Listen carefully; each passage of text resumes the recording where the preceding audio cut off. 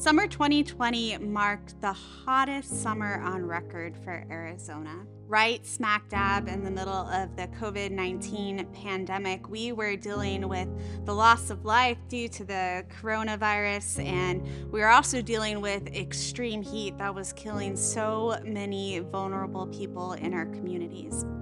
In Arizona, we were down from over almost 100 cooling centers down to less than a dozen here in Maricopa County.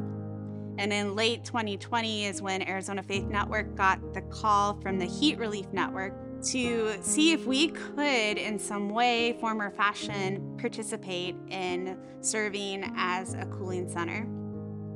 Arizona Faith Network, through a cooperation of a coalition of different nonprofits, different partnerships, including with the Heat Relief Network, was able to work with upwards of 10 different faith communities providing heat relief and heat respite throughout the heat season. Part of what it means to be a church in the downtown is that you will have people on your doorstep in need, and we are then really called, I think, as a church and as Christians to respond to what those needs are.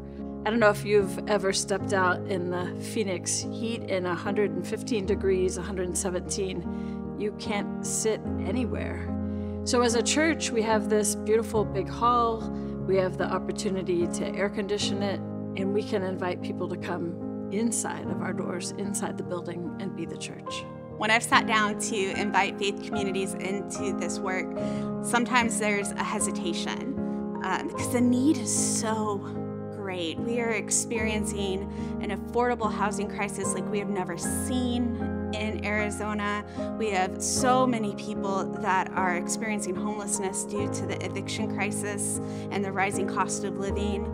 But I always like to reassure these faith communities that, one, they're not alone, and two, we are not trying to solve everything in one day or even through this program. We are just trying to provide help, a hand, some grace, and some dignity in connection to resources. Majority of the people are unsheltered, and they've had to go to the hospital. They've been dehydrated.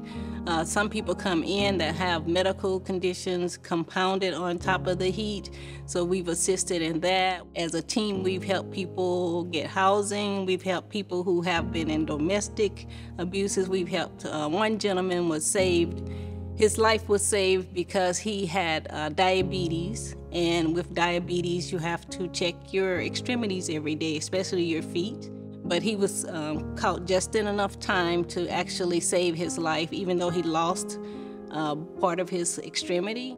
Our assistant that found him was feeling bad because he lost that extremity, and I had to explain to him, you actually saved his life. I have a vivid memory of someone, in a tent, and he had overdosed plus heat stroke, and that was terrifying. And that's not an uncommon sight out here on the streets. So that was a really big reason for me. It was like, we gotta come together as a community and do something. We really gotta mobilize. And here in Arizona, the need is so incredibly vast. It's hard. It was hard for me this summer with the cooling van because there's so many locations simultaneously that all, had camps of people who maybe couldn't make it to a cooling center at this time. And it was hard for me to be able to hit all these spots. And I think that, one thing that would be really wonderful next summer is trying to replicate that model, have 10 cooling vans, 20, 30, just different groups, all going out there and hitting different spots. And I think that's really the key to, being there for our community in the best possible way. We as a faith community are called to respond, to help, and to serve our neighbors that are in need. We have space where we can open our doors, where we can invite our neighbors. We have those trusted relationships that are already established in neighborhoods. And two, we have a moral and we have a spiritual mandate to love those that are in need. I think one thing that's been beautiful about this program is watching the different people throughout Arizona come together to help serve our vulnerable communities. It's just rewarding to me. I just like helping people. I just can't stop saying I like helping people. Just to go home and just feel good. You did something for somebody else. Oh, that's awesome. I think the most rewarding part is just helping those people who come that seem to need so much. They're not very clean, and they're very tired, and they're hungry, and these are the things that I'm helping them with, and I just get a joy out of helping them. Our summers are getting hotter, our heat season is getting longer, and our neighbors are increasingly suffering from many, many socioeconomic issues.